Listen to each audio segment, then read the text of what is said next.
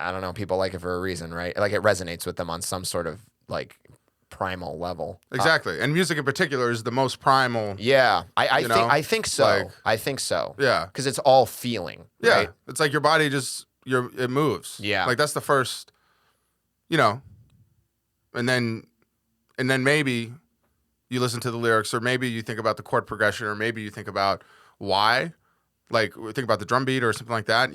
Okay, well actually, but fundamentally, the first thing that happens is like it moves you. Yeah. Well, talk to me about that because, so when you listen to a song, like what is sort of the first thing that grabs you? Like, is it the beat? Because it's interesting. Some people I talk to, because this isn't me, but some people I talk to, they're like, I heard this lyric and I was immediately grabbed in or immediately drawn in. And that's funny, like me writing lyrics, and when you're a writer too. Yeah. I don't actually. There will be like 5 times I listen to a song and I don't even think about the lyrics. And like, that's usually how it goes for me. So I don't know. Like what's like when you're listening to a song for the first time and it grabs you. Like what is usually? I mean, I know it's gonna be different for every song, but in general, like what's like when you think about like the first time you listen. Well, we can go to Rage. We can talk about Rage. Like when you first were listening to Evil Empire, like what was like the first track that you heard off of that? Like what was the first thing that grabbed you and you were like, whoa, this is sick?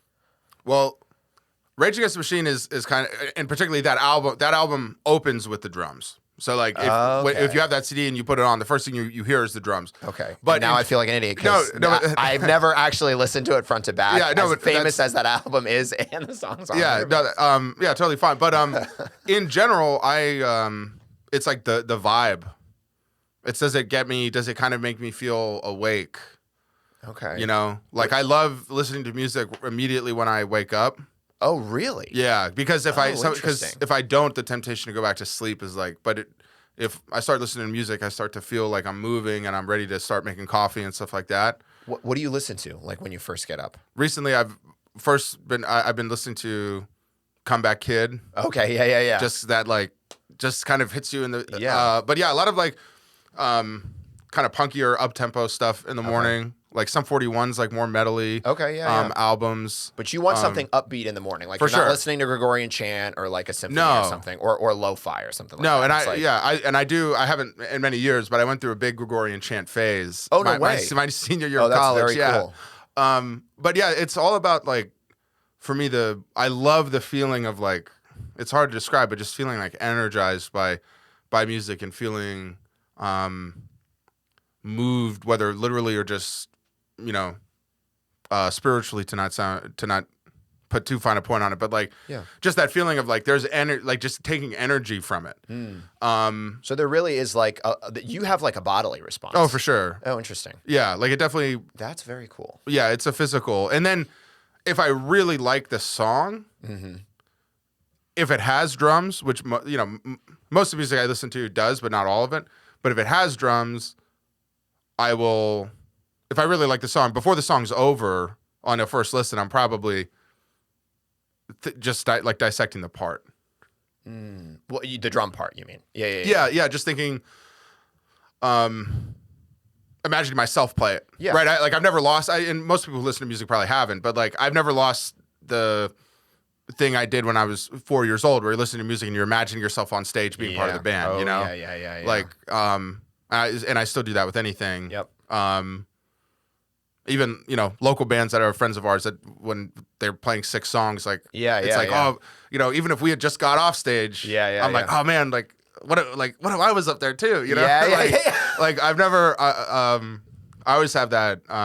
So yeah, even if it's a 3.5 minute song, like before the song's over, I'm starting to think a lot more closely about the drums, if it has drums. But the first thing, I'm definitely not thinking drums like when I first started listening. It's just you're just having this bodily response about the vibe. I mean, can you put a finer point on the word vibe? Is that something that you can? I think it's like I feel it in my chest. It's energy. It makes me feel like I want to move. It makes me feel like I want to, people say like run through a wall. It's like but that just is. I just get a big kick out of that. I love that. Yeah. That feeling. It makes me feel, good music at the right time can, make me feel really capable, really able, confident. But you seem confident that it's not a specific instrument that you're latching on No. to. It's sort of like a cohesive thing. No, and it's not. Yeah, it is cohesive. Yeah. And back to lyrics, I don't know if I said this already, but when you were talking, I was thinking, like for me, and I love reading, I love writing. Yeah. I've always kind of had them a little separate in my head, but from music, but like the best lyrics in the world aren't going to save a bad song. Yeah, but like agreed. a great song, if the song is amazing, the lyrics almost don't need to be super amazing. Yeah, it could be one word repeated, and there are many examples of extremely simple lyrics. Yeah. But then if you want to get heady about it too, you can be like, what an artistic choice of who wrote those lyrics to know that this was what was appropriate. Yeah. But if the song sucks, the lyrics could be like the most. It could be the most beautiful writing I've ever heard in my life, and I'll never listen. I'd have a different relationship with that. Yeah. Yeah. Oh, yeah. Like if you just read the lyrics, like you were saying, if it was a beautiful lyrics, but maybe the song wasn't that great. It's funny. I immediately thought of. I don't listen to a bunch of King Giz. But are you familiar with them? Only through Nick. Oh, really? Oh, yeah. He's the Gizzard fan. Yeah, okay. yeah. Have you heard the song Rattlesnake? Oh, yeah. Rattlesnake. So, yeah. And again, this is not to disparage the lyrics in that song, but it is funny that like that lyric is like just over and over again. I was listening to that with some friends just randomly because my buddy from Australia was here and I was like, oh, we got to listen to a bunch of Australian bands. And I didn't know that they're an Australian band. Oh, yeah. And we were just playing that song. It just was the one that came up by Giz. And they were just laughing. They're like, what the hell is this song? Rattlesnake over and over. But I was like, I was thinking to myself, it's funny. And we were kind of laughing at it. But I was like, this is genius because it's catchy. And it just works so great with that riff. So to your point, I mean, and you can go into, think about Killing in the Name. He says the same thing over and over again. Yeah. That's the easiest song in the world to memorize. Although those lines, though, are just legendary in and of themselves. So you get good lyrics with the repetitive thing. Obviously, you kind of get a twofer on that song. So, but wait, I wanted to say because we were talking about band names, and I wanted to ask you this question, but we got sidetracked. So. We've talked a little bit about the Chay Vicious band name. Yeah. But it's funny because I don't want to say, I don't want to imply that also, like we are in a band with kind of a goofy name. Well, it's interesting. So we're not above any of the stuff we were talking about, but it's it's almost so indecisive. It's just like it's a little more gibberish to the point where it's like, not even obvious what it's supposed to be anyway. Well, and I think I told you this before when you guys first reached out to me. I was like, Chay Vicious? Like, that's got to be... I thought it was Viscous because... And so does every promoter and talent buyer we've ever talked to. Yeah. They really struggle with the text of the word vicious. I never realized how hard it is for... The word vicious is for people, including myself, apparently, until I joined the band because people have so much problem, so much issue with that. Yeah. And spelling it, which is funny in its own right. But why am I saying this? Oh, yeah. So I was just like, okay, that's like a weird name or whatever. And then I was like, oh, Chay Vicious. Okay. So I guess that's not as what it was, I thought originally. But every time I have a conversation with people, I'm like, oh, yeah, my band's name is Chay Vicious. Like, they always want to be like, where did that come from? And what does that mean? And why that? And like, I've told them the stuff that you told me about like, I guess the Chay word, is that a real Maryland thing or is it just something your friend group Well, did? What's funny is like Chay, yes, it is, but I think it maybe had been said by like 20 or 30 people before it like hit us in college. Okay. Because it is like, I've met some people who claimed that they had heard it before from Maryland or Eastern Maryland or whatever, but there was just an older guy, like a guy a year or two, or like the year above me in school, who started saying it, and just in our group, we just all thought it was super funny. Yeah.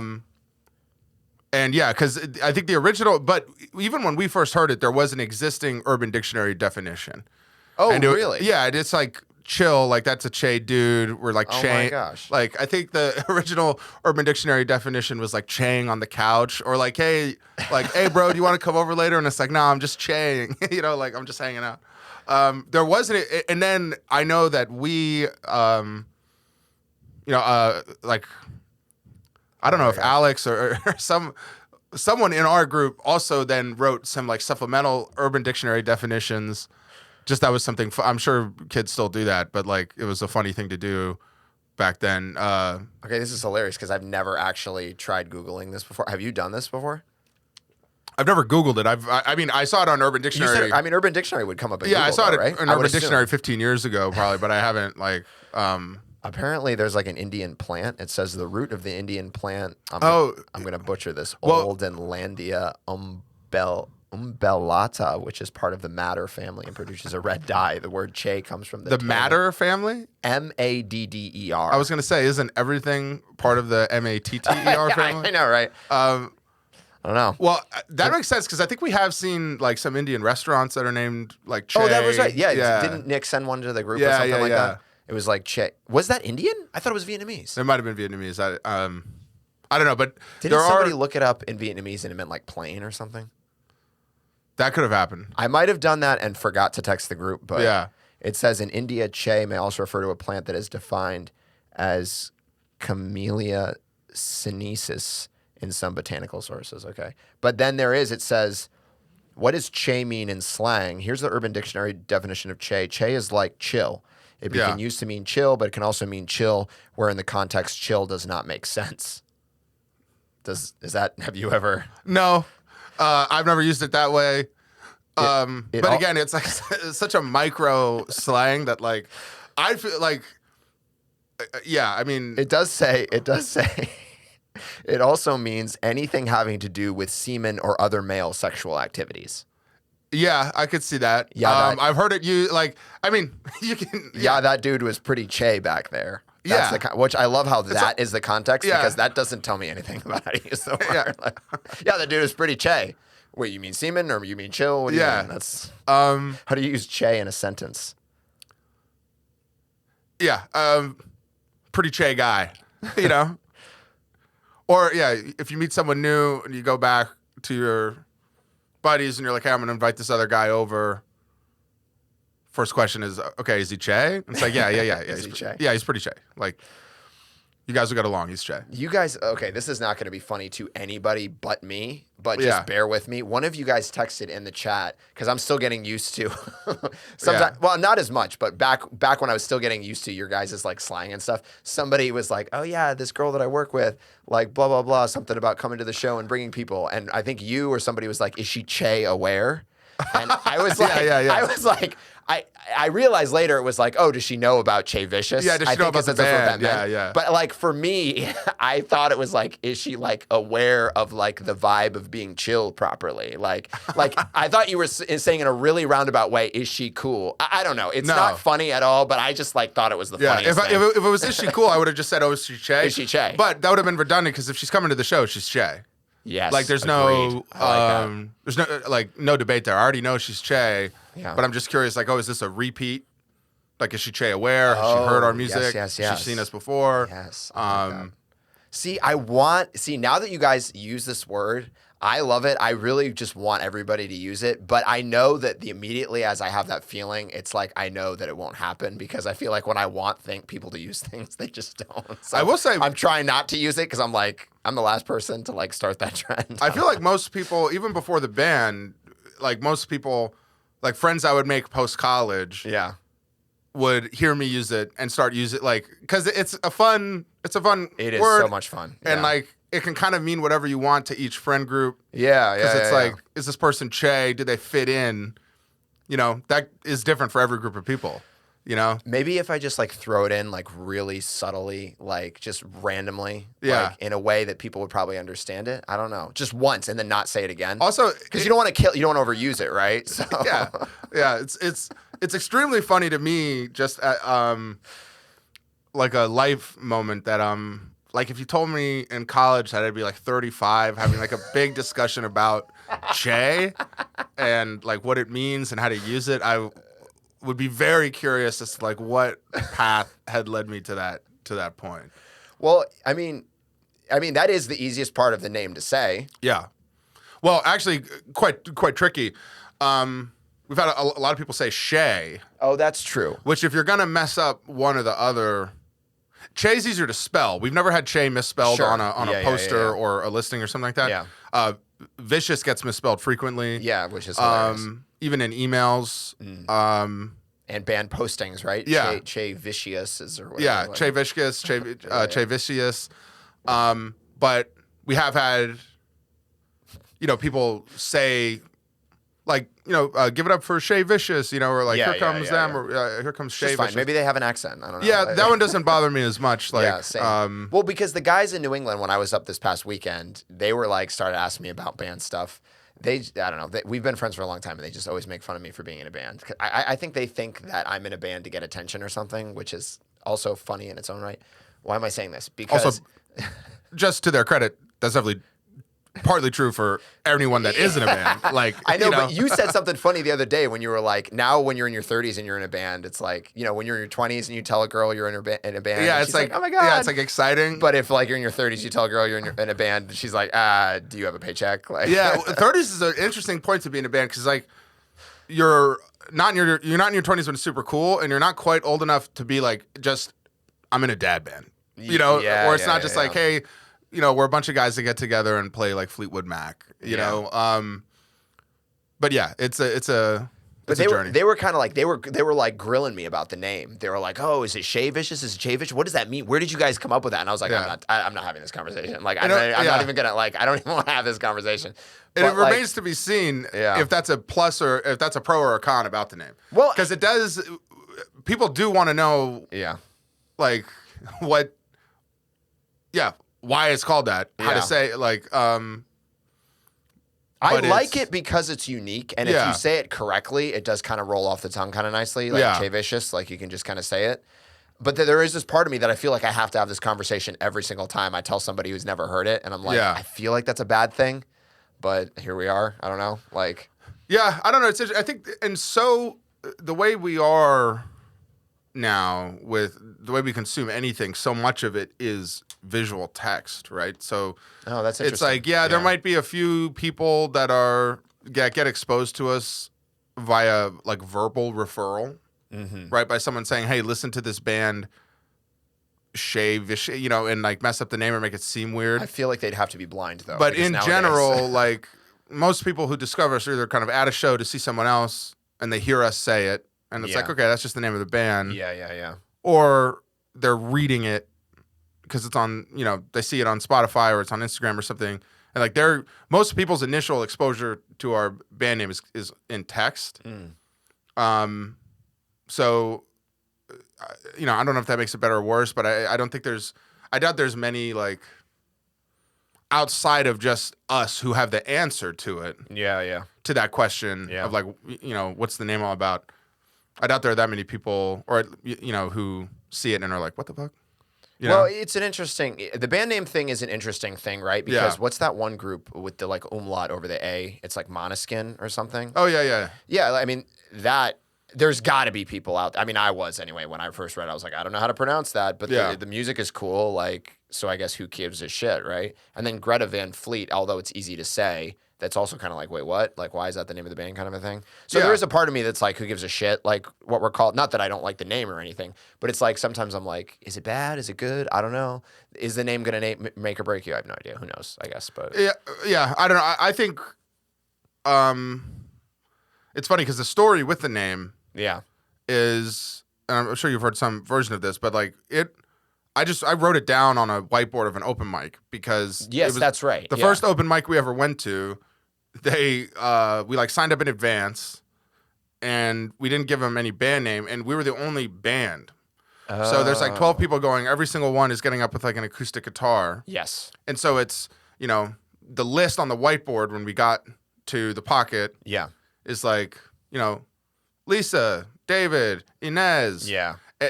One in a row, like 1, 2, 3, and then I got to 5, I think, and it just said like Ben, CJ, Nick, Alex, John, all in commas, and I was like, and we were like, that is so lame. So I just erased it and wrote Chay Vicious. Yeah, and then everyone else in the band was like, that absolutely cannot be the name of the band, and I was like, I don't give a shit. Just like a it just placeholder. We all agreed that just couldn't be the names. Yeah. So then we embarked on this like 2-week situation of just constantly having like band me to try and come up with a name, and it was like pulling teeth. It was so annoying. Yeah. And then at the end, like after doing that for a while, people started texting me, like not even in the group text, but just texting me like, hey, you know what? I've been thinking about it. Like maybe it should just be Chay Vicious. That's so funny. And for me, you know, the name's important, but like if Chay Vicious is a bad band name, in my opinion, it's not bad enough. It's not so bad that it will undo all the good things that we do from a song. So, because to me, the name's not that important. Well, and when I auditioned for you guys, like I wasn't thinking about the name. I mean, I wasn't even sure like what was going to happen if I even like wanted to be part of this group. But then when like after the second time I came back and I was like, wow, these guys are really cool and I really like this. And then when Alex called me and I was like, I'm definitely saying yes. Like I wasn't thinking about the name at all. Yeah. And I didn't think about it until like later. Like I would start telling people and I was like, okay, like people don't really get it. Because I always had this idea back before I met you guys when I was like trying to put my acoustic group together and I was like, I want to come up with a name that people are just, it's going to be easy to remember and they can just know it and it's just, it'll stick in their brains. Yeah. And that was like always like a big important thing for me. But you, as well as anybody who's ever been in any band ever knows how hard it is to come up with a band name. Yeah. It's just like, that is putting an extra like cinder block on the pile of things that you need to do. And it's just like, I don't know. Yeah. What was the name of the first band you were ever in? Oh, that's a great question. And how old were you? So I was in high school. I was in drama club because I was homeschooled, right? So I joined this. It was a homeschool group that was doing drama club out in Warrenton called Torch. They still do it to this day. I have friends that I met then that I'm still friends with now. You'll probably get to meet some of them actually. But anyway, sorry. One of the guys in the drama club, he was like, hey, I'm starting a band with two of the other guys, and do you want to like be in it? Now, I had never expressed that I could do anything more than play a piano. And this is the guy who introduced me to like AC/DC and Guns N' Roses, and like Nice. I'd really never heard rock music before that. Everybody needs that guy. Yeah. No, this was, I mean, my buddy Luke, he was my gateway drug to rock and roll. Yeah. And I used to listen to classical music all the time, which I still love, by the way. But my parents were like really strict about music and he was showing me all this stuff and I'm like, oh my gosh, this is amazing. And he's like, dude, we're going to have a band. Like, why don't you play? And I was like, well, I play piano. And we were such good friends anyway. He was just like, well, that's fine. Just be in the band. Maybe you can play like the bass guitar and your piano or something. Because he like did not want to play, any sort of music that had like a piano. He wanted to play like Sabbath. You know what I mean? Yeah. And I did too. I mean, that's the kind of music I liked, even though I like to play the piano. Why am I telling you all this? Anyway, long story short, we got together and we ended up firing the singer because he actually couldn't sing and he never showed up to practice anyway. And he found, Luke, the one who invited me in the band, he found a novel in a used bookstore called Fires of Eden. And he was like, oh, that would be a cool band name. And so he just called the band Fires of Eden. Yeah. I mean, and so we were like, okay, cool. And it's fun because like, we have so many memories from that group. My brother joined the band and I just ended up singing, not because I wanted to. I never actually wanted to be the singer because I thought singing was like feminine for some reason. I guess when you grow up in like a really conservative church environment, it's like, oh, that's too feminine for me. Singing is like for the girls. Were there not males in the choir?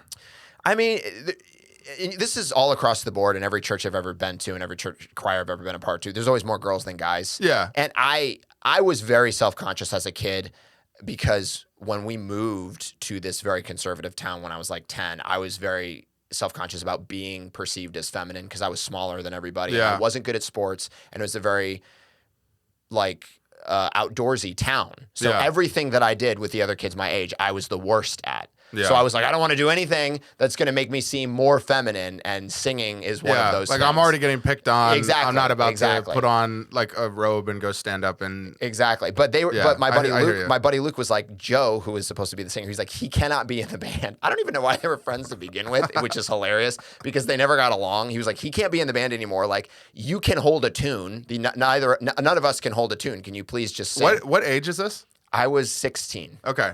Well, I think 16, 17. Okay. Yeah. But I also, that's when I started playing bass because he was like, you can't play piano anymore because that's not going to sound right. Do you think you could just learn how to play bass? And I was like, ooh, like that sounds cool. So I picked it. He had a left-handed bass that he gave me. And he was like, all right, learn how to play bass on this. Like if you've never played guitar or bass anymore, then it's not going to make a difference that it's left-handed. So I learned how to play left-handed bass. And I wasn't very good at it, trust me. It was all like quarter notes pretty much. Yeah. Plus I had to sing at the same time. So that's just kind of how that happened. But you could have just restrung it. right? I guess. I didn't even know how to restring the thing anyway. No, I literally would have him tune it half the time. Yeah. I'm so bad with like guitar tech. Even to this day, it's hilarious. Like I know Gibsons and SGs and Fenders and stuff, like kind of. Yeah. But like when like Alex and Nick start talking about their pedals and what they do, like, I have no idea like what is going on. But why am I telling all of you this? Well, anyway, yeah. So that band name was Fires of Eden. So that was, and kind of a funny little callback to that. When the last band that I was in, Gallows Road, with my good friend Bill from college. That's another good band name, BTW. Yeah. It was fun. Luke was the one who came up with that band name too, actually, because I reunited him and the drummer from my high school band with my college friend Bill, and we had a 4-piece. And he came up with Gallows Road because he was like, I want something that's like local. And Bill was not a big fan of it because he likes the power metal kind of thing. But yeah, Gallows Road really makes me think of an acoustic guitar. Oh, no way. Yeah, it makes me like, and not in a bad way, but it makes me think of like, that would have been a good there name might be there might be an electric guitar in the band. Yeah. But like one of the dudes is playing an acoustic guitar. No, that would have been a good name for my acoustic band if I ever did that. Oh well. Yeah, there's something country, but not. There's something like Appalachian about Gallows Road. No, I think you're right. You know, yeah. But anyway, in that band, we had finally recorded a song that I had written that I named Fires of Eden because of the old band. That's cool. And I had played that song 2 times. I wrote it when I was in New England, and I played it, and this guy recorded it, and you can actually still find it on YouTube. I think he called it Fires in Eden because he got the name wrong. Classic. But so I played it with them, and then I played it with the first band that I came back to Virginia with, Next to Never. We played Fires of Eden, but we never recorded it. And then I finally recorded it with Gallows Road. But yeah, that was the first. Yeah, what about you? It was in 6th grade. Oh my gosh. And we called it Stroke. But then the Strokes started getting kind of big. Oh, yeah. And we changed it to Flick. But at some point, we were also really into skateboarding. You know, we were, the Tony Hawk Pro Skater generation. I think that came out in 4th or 5th grade, or maybe 6th grade when this was all happening. So at one point, I amended it to 540 Flick. That's kind of cool. Yeah. I dig it. Yeah. Yeah. 540 Flick. Numbers in bands, I used to be really kind of against that for some reason. Yeah. I don't know why. But I've definitely come around on that. That's a good callback, or not a callback, but a note, because in the time frame that happened, the bands that we were most obsessed with were Blink-182 and Sum 41. So I think we probably were like, all right, everybody cool has a name, has a number in the name. I see. So were you really into that pop punk thing, or just punk in general when you were growing up? Is that was kind of like some of the big stuff you were listening to, or? I mean, for sure, it wasn't like I was into a lot of stuff before, but I definitely got caught in the wave of Enema of the State. I know that album. That was Blink-182's breakout album. Okay. So that was probably hard to understate how big that album was. Probably for most people my age or our age. It's I know you don't remember it, but just that coming out, the What's My Age Again music video where they're naked running through the street, and also, Travis Barker's drumming was so crazy. I've made the joke, it's not really a joke, but I've made the comment before, everybody that kind of picked up drums around the time I did in their little middle school cover bands, really got the short end of the stick because, and some of the best parts in any instrument are extremely simple, including drums. But you're in 6th grade in a band and everyone got instruments for Christmas. By the summer, the guitarist can kind of work his way through What's My Age Again. And, the bassist can kind of figure out, can learn some of those songs. But to accurately play Travis Barker's drum parts is super, is a big ask, even if you've been playing for 20 years. So it was funny to be in that moment because that was, and that band that those 2 guys, it was a 3-piece, and we weren't that, we would play talent shows and play in my basement, we were children, but we would play a lot of Blink-182 and a lot of System of a Down. Oh wow, okay. Yeah, it was just what the 6th graders playing System of a Down. Yeah, it was just what we were into. But yeah, it was a big lift for me to try and figure out how to play those parts because there also wasn't YouTube. not to age, both of us too much, but there's no YouTube, right? So it's like my drum teacher has to come over and I'm playing him a CD and I'm sure he's like, okay, this kid's been playing drums like a year and a half and he wants to play, First Date, which starts with that that big fill. But yeah, so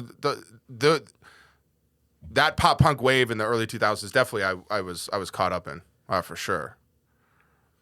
Okay. Yeah, because oh shoot, I was gonna say something about well, did you ever find, so in that instance, okay, I know people are gonna if anybody hears me say because I don't know, I listened to a little bit, I knew Blink-182 and Sum 41 and some of these bands peripherally, and I'm sorry if I'm lumping bands together that people don't like to lump together, but Blink-182 the guitar parts is is there a lot of power chords? Is it because it's a lot of kind of fast punk kind of stuff. Yeah, sometimes it's I think I don't know what they are, but I mean what the chord names are. But yeah, the classic, you can get through most of that stuff if you can play dot dot dot dot dot. And this is not in any way to disparage the talent of the song. Obviously, we just talked about if a song there's a lot that makes a good song, right? But I can see younger, more experienced guitar players dude, let's definitely play the song because I can play it on guitar. And then it's you're left with the Travis Barkley part. Yeah. Or Travis Parker, sorry. Barker. Travis, God. Yeah. And he's playing Somebody cancel me right now. Yeah, and he's playing all kinds of super rudimental, just marching drum patterns and syncopated ride bell grooves and crazy tom grooves and just really. But at the same time, he's a cool drummer to get exposed to at that part of your journey because he is extremely, really, really creative. Yeah. He's not someone, and it'll push you, which is good. Yeah. So as I've kept playing, he's not someone I really cite as it's probably unfair to not cite him as a big influence just because I did listen to him so much and learn some of his parts, but I don't listen to his music much at all for, many years now. Yeah. But he is ridiculously, in my opinion, creative with how he fills that space. And he has so much space to fill because he's in a 3-piece. Yeah. And the other two guys are not taking up that much space. Yeah. Because it reminds me, when I was in Fires of Eden in high school, my buddy Luke was like, dude, we got to play Revelations by Audioslave. And I didn't really know. He was kind of my gateway to all these bands because I didn't know shit. I'm 16 years old and I don't know any rock bands. I listened to the song, I'm like, dude, this is great. And then I'm like, I gotta sing Chris Cornell's part. What the fuck? Yeah. And it's also kids not knowing what they're asking. Yeah. And that's the thing too. There's so many. It's so funny being in a band as a kid. And it's just let's play the song. And then you realize one guy has to carry the load, or he's what is it? He's the Albert Camus, pushing the boulder up the hill. He's Sisyphus, taking, Sisyphus. He's taking all the weight, everybody else is they're dude, let's just play the song. And it's bro, I can't do it. That's really funny. But, wow. Okay. Dang. Was there a, I don't know if it was an album or an artist that was really okay, this is one of the first maybe albums where it was okay, this is my exposure to rock music for you? Or did you just kind of always grow up around it? Well, I had to, for me, the Luke, for me, is my older brother. My older brother's 7 years older than me. Oh, wow. Okay. So when I'm 7, he's 14. Right? Yes. And that's all happening in the 90s, right? So my brother graduated high school in 2000, 2001. Okay. Or 2000. And so just to put it in perspective, he's a real 90s teen. Yeah. So was experiencing so much of the music that I really love, that so many people really love, in real time. Yeah. And kind of filtering that down to me. I don't know why. I should actually, it'd be a funny question to ask, and I'm not an older brother, but it might be just, hey, I don't want my little brother to be a complete dork, right? I want him to know kind of what's going on. So he would give me CDs. I see. Okay. But I don't but rock and roll, the first recorded music I ever had that I remember was that he also gave me was a cassette. Okay. So a lot of, started with cassettes, but like it was a cassette, I don't know, like 95 or something, but it was MC Hammer. Okay. Yeah, it's an album called Please Hammer, Don't Hurt Him. But that's the album that has, and that, I don't know if it was a greatest hits or something, but that album had like Can't Touch This, like a song called Soft and Wet. Like kind of a wild album and I know I was young because I was listening to this on a Fisher-Price like boombox, like a red and yellow plastic kind of thing. So that was my gosh.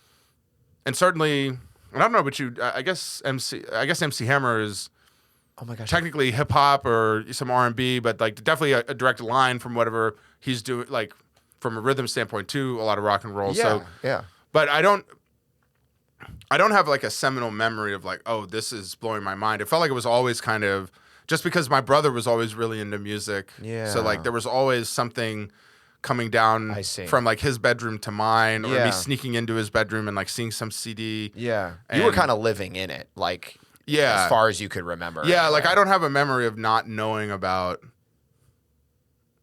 music, like about kind of popular music in that way. Like what made you want to pick up the drums? What's interesting is from my memory anyway, it was all visual, ironically.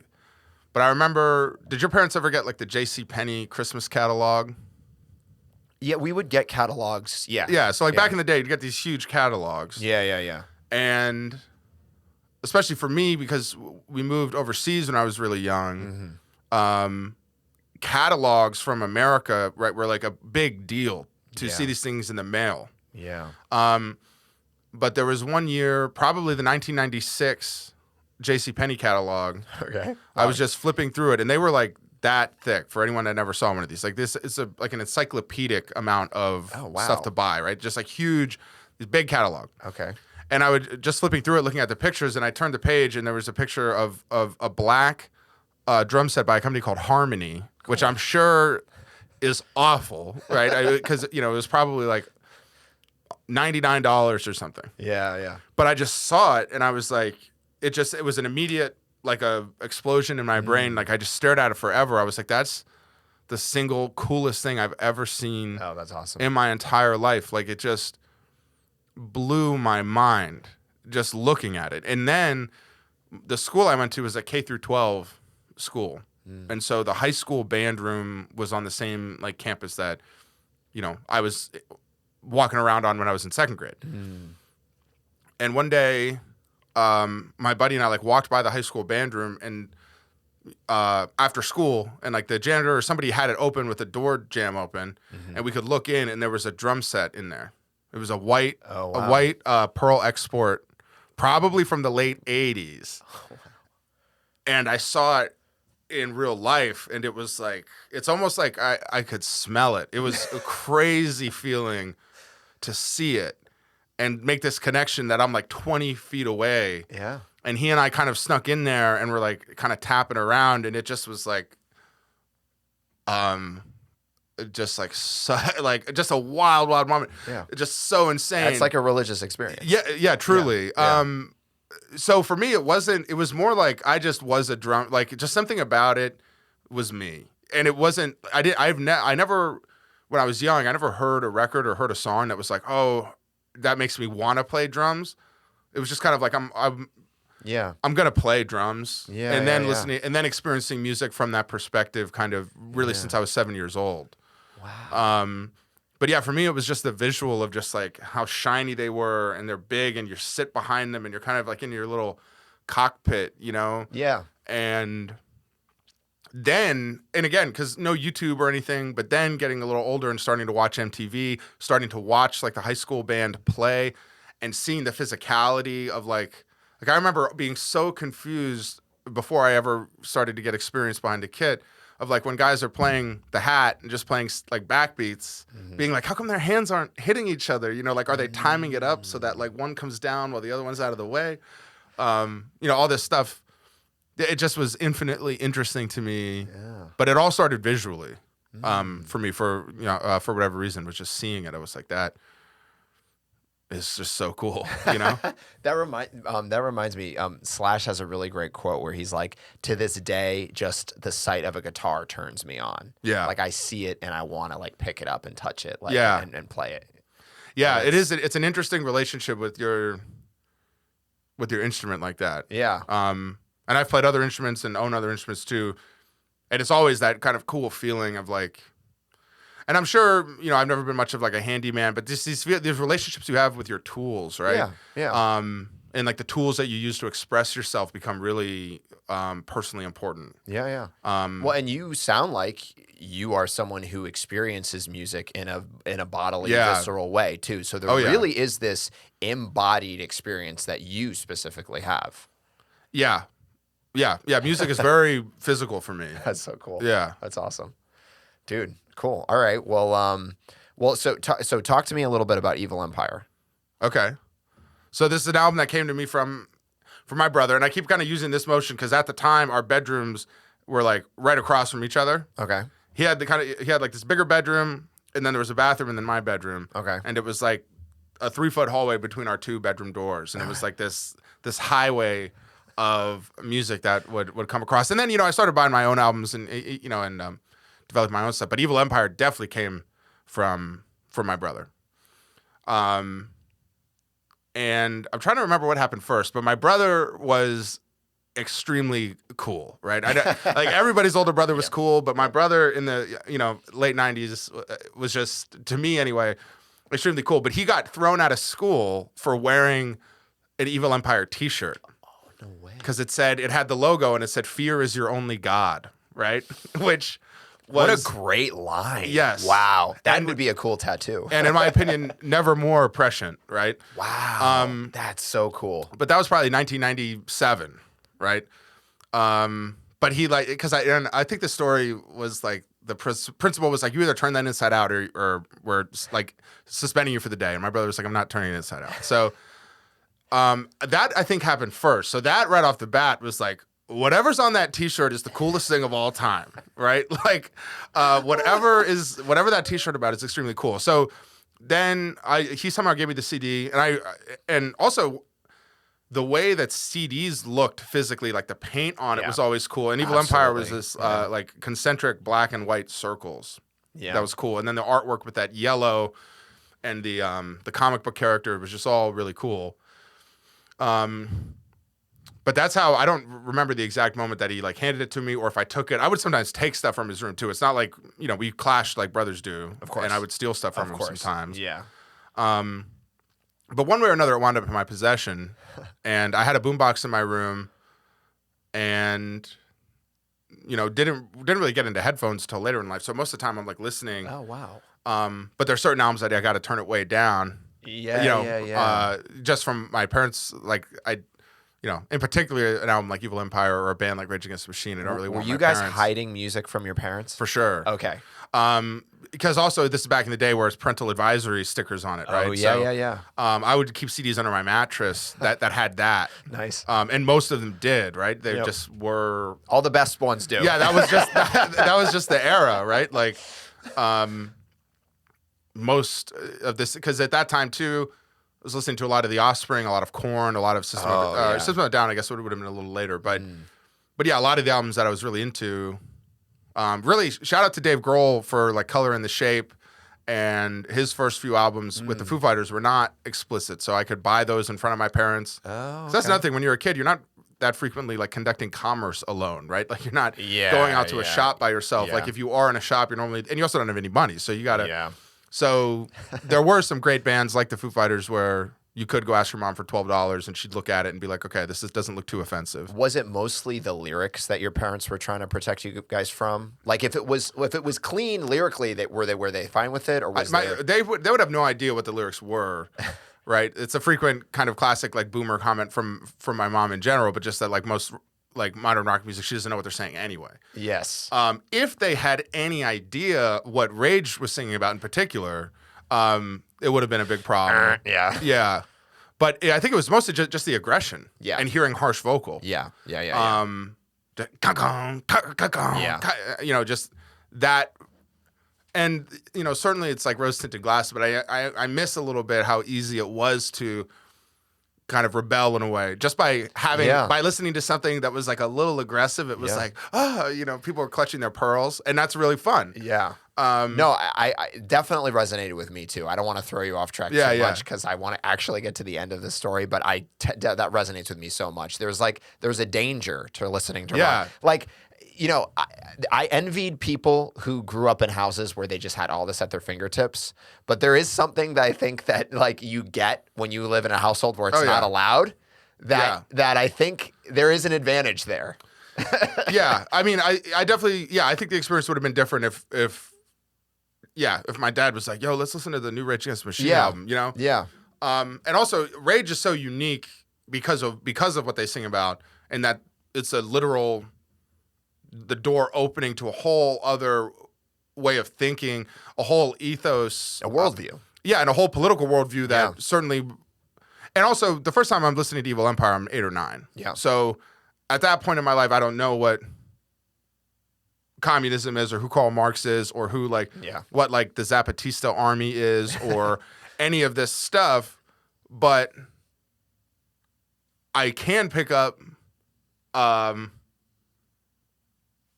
the Nina, the Pinta, the Santa Maria. I know what that is. Yeah. Some of the references, but then later in life, you're like, holy shit, these guys are like the conviction behind why their music is so exciting is like giving me the gift also of a lot of knowledge, which I think for one of the reasons that they're just a band that means a lot to me. So you got one way or another, you got the CD from your brother. Either you took it or he gave it to you or something. Yeah. And you had to hide it under your mattress or whatever with the other CDs. So you were listening to this like the first time. Yeah. And what's like? Talk to me about that. Like, talk to me about the first time you spun it. Well, that's just all Brad Wilk on drums, really, and just that whole rhythm section. Yeah. But just what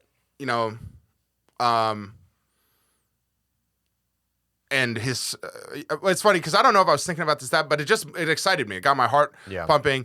I would be like moving in my room so much to music back then in elementary school that I would like come out of my room sweaty. It just was so, always a physical thing. You're getting ready for the Chay Vicious shows. Yeah, like almost literally. Yeah, just it gave me so much energy.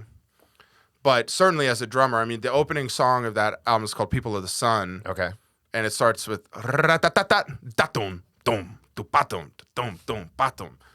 and it's like such a sick beat. The snare tone is absolutely incredible. It's just, and then he, just carries you through that album.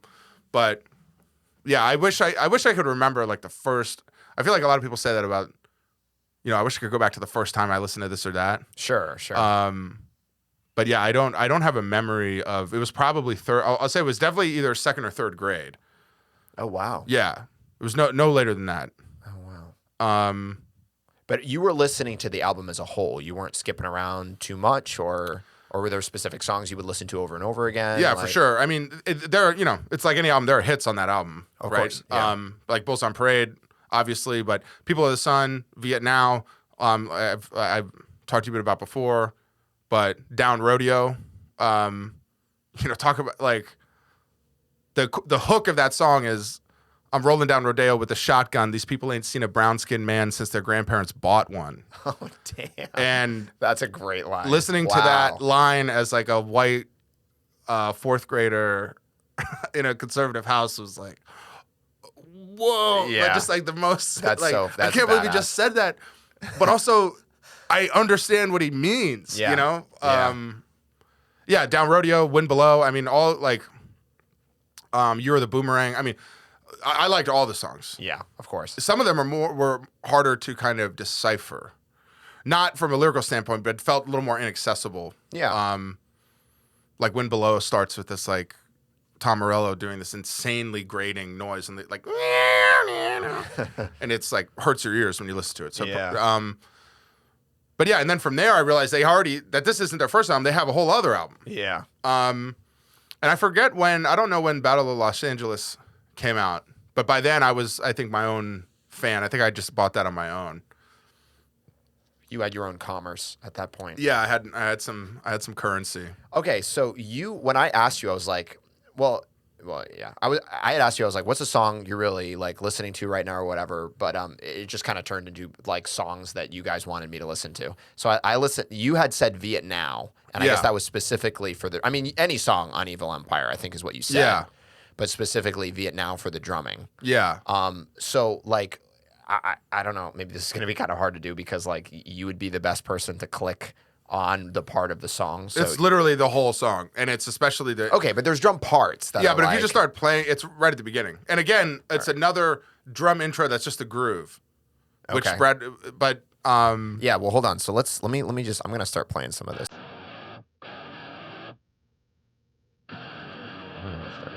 Too. See, what's crazy is you could pause it there, and that's all we need to talk about. Yeah. Well, that little roll, I'm just going to say, from my experience listening to it, like, it's not like he could just come in with the 1/4, right? And he does this little thing or whatever, right? Yeah, yeah. Drum speak. Yeah.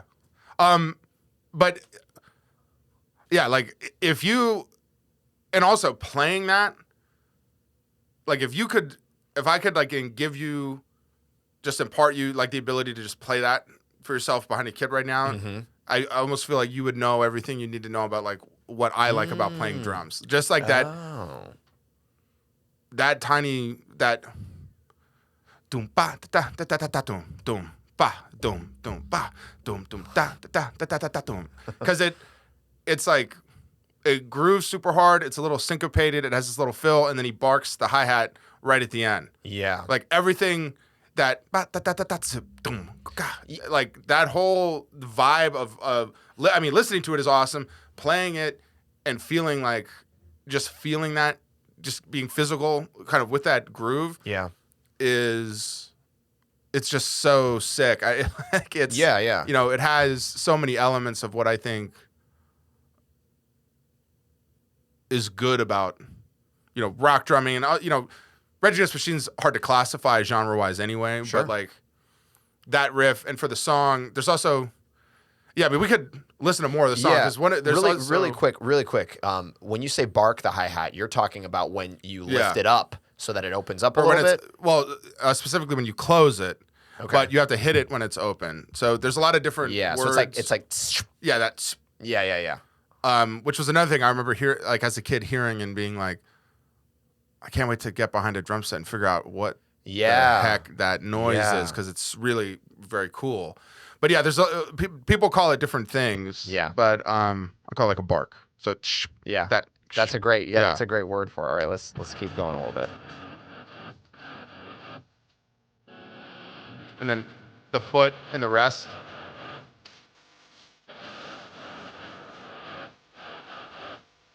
So he does that tepa like multiple times in the song. Yeah. I think it's a 2-bar phrase, right? One.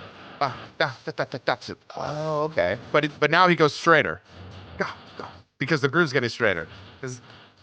Oh, that's now cool. They're getting more serious.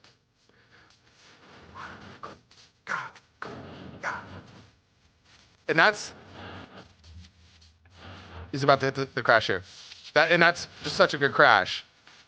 Right at the beginning of the bar. Yeah. It's like the difference between him going like this and keeping it straight. And right now we're like on the rails. Yeah. We're still grooving. It's funny because it sounds very simple. Oh, it is. Yeah. But what it's doing, and then he fills, boom, boom, boom, boom, ba, boom, boom, ba, boom, boom, boom, ba, boom. Then so now he's off, like offsetting that backbeat a little bit. Just this is like a classic funk kind of thing. Yeah, it's very funky. Yeah. Like which is Rage, right? But now we're back to the drum hook. Yeah. Okay. So the verse is made up of those two parts, I guess. Yeah. I mean, technically, the straight part that we're calling might be the pre-chorus. They might call it a pre-chorus. But yeah, it's like. So now we're back straight. Yes. And this, the way the rest of the band is that, and then that air for the backbeat. Yeah. Here, take it back like 15 seconds. Because this fill, so he goes from going boom, ba, boom, ba. And he basically just does a fill without really filling anywhere, but he just throws in a dupatum. He just throws in a couple extra kicks and an extra hit. Oh, and that's different than the other but that he does before? Yeah, you'll hear it. And it's just such a perfectly placed thing, and it transitions. It's so subtle. And I think he may have recorded this album without a rack tom. I know the first album he recorded without any rack tom. Okay. He just had a cowbell. Okay. But the way that he uses just the kick and the snare to spin the band, like to hit this transition, is just very cool. And he does it, and they're also there's so much room for him because they're still on that da-da-da-da-da-da. Yeah, it's a very straightforward riff. Yeah. But you'll hear it. It's just a little figure on the bass drum, but it.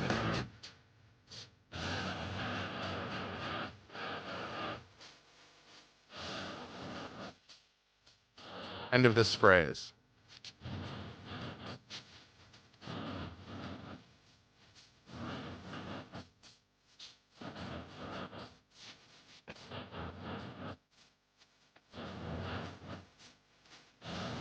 You hear that? Yeah. That batu. It's very subtle. Yeah, but it's like it's playing with how like we're on the rails, and where can you throw in a figure or something that it's a pattern interrupt, right? Yeah. In a literal sense, but also as you experience it, you're locked on that groove. Yeah. And then it's like, oh, he threw in this little figure in a crash, and now we're leading into this whole other place. And now we're in this course that's wide open. Yeah. Now we're going to a bridge. Actually, he definitely has a rack tom because he's going to hit it here. Also, as a kid, is all the world jails and churches? What is that? Yeah. Well, I know. The lyrics are incredible. Like, fear is your only God. He said it in this song, which is so cool, too. Yeah. I didn't know that.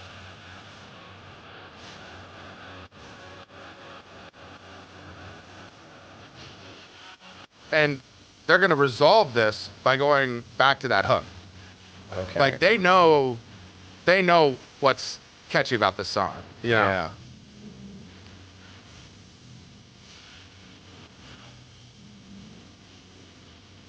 This is still 4/4.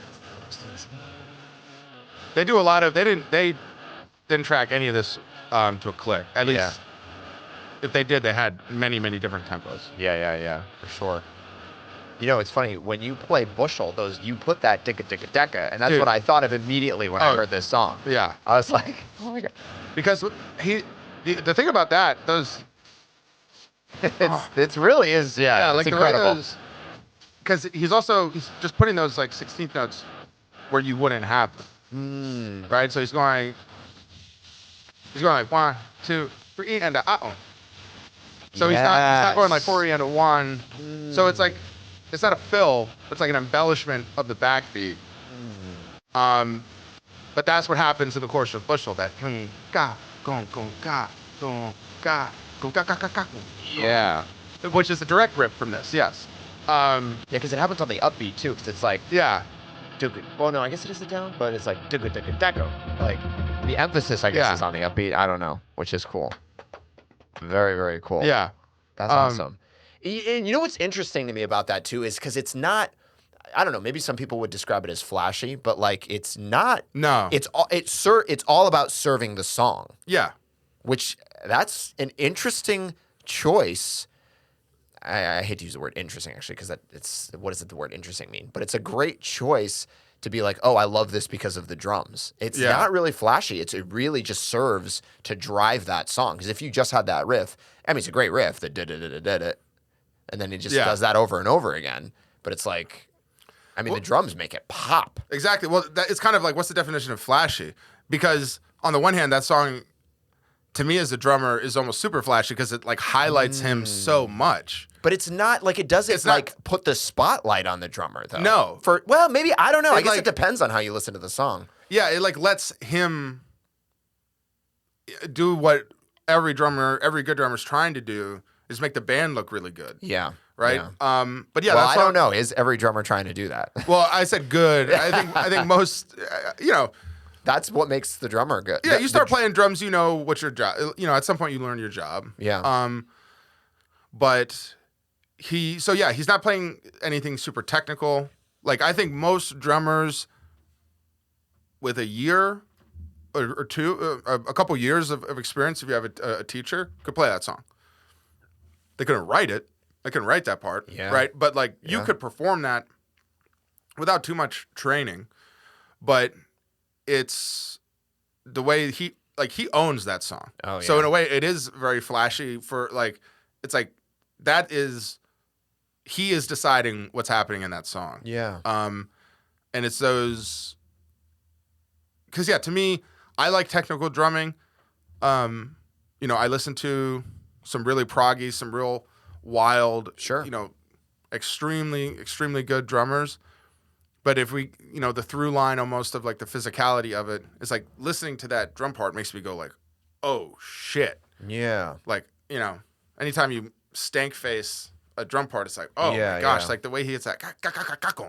Yeah. And it's the attitude of it. There are a lot of drum covers of this on YouTube, as there should be. It's iconic. But I just like probably 98% of the ones that I've seen because they're kind of hitting this. They're like doing the right hits, but they don't have the attitude or the dynamic because he's going the way that the way that builds to that crack. Like he starts that soft. There's some dynamics there that are extremely important. And but the kick is real heavy. But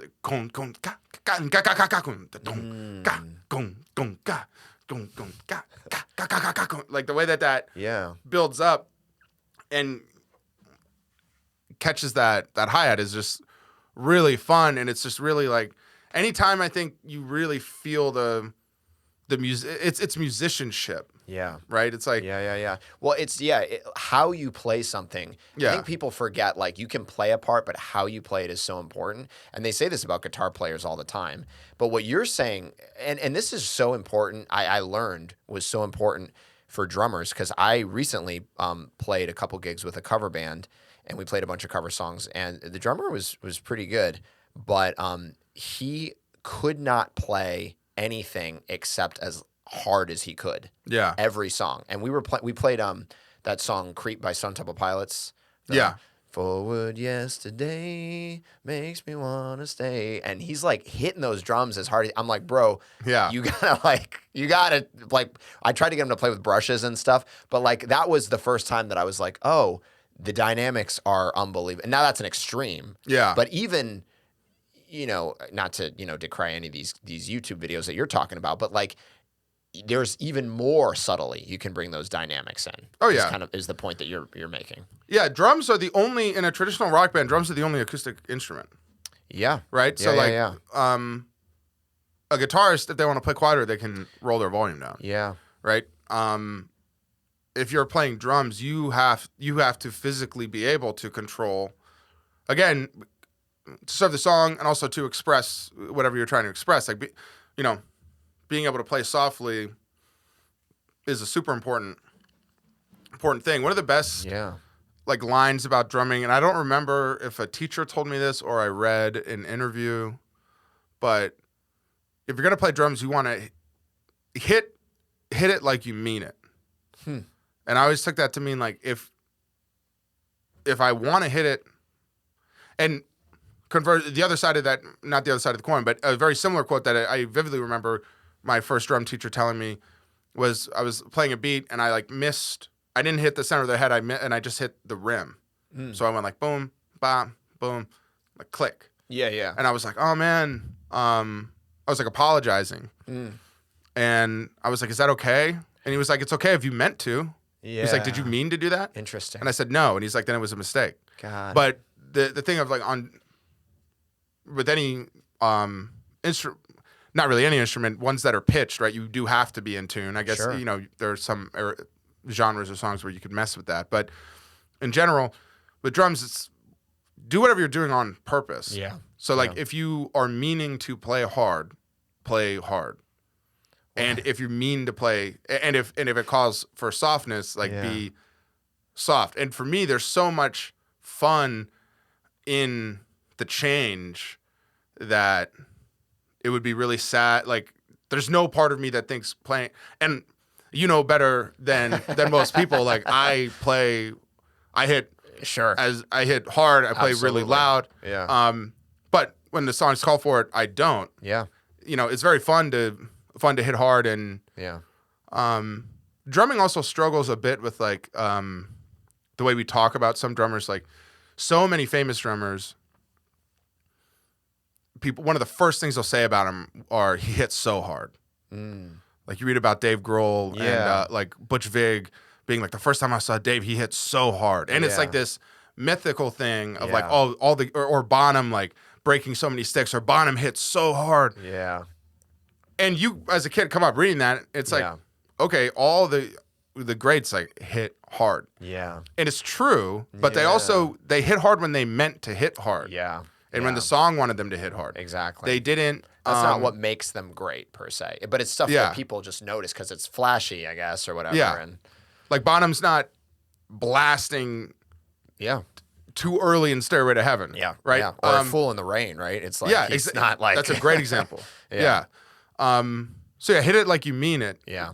But it's hard because it's so much of you is moving, but you just Well, it's funny because when you first said hit it like you mean it, just the way my personality is, because I feel like I tend to like overdo things. Like my immediate reaction to that is, oh, so I got to play everything as hard as I can, right? Yeah. But what a great like metaphor for life. Like hit it like you mean it. Like, whatever you do, like do it on purpose. Whatever you do it on purpose. Yeah. Like, be intentional about everything that you do.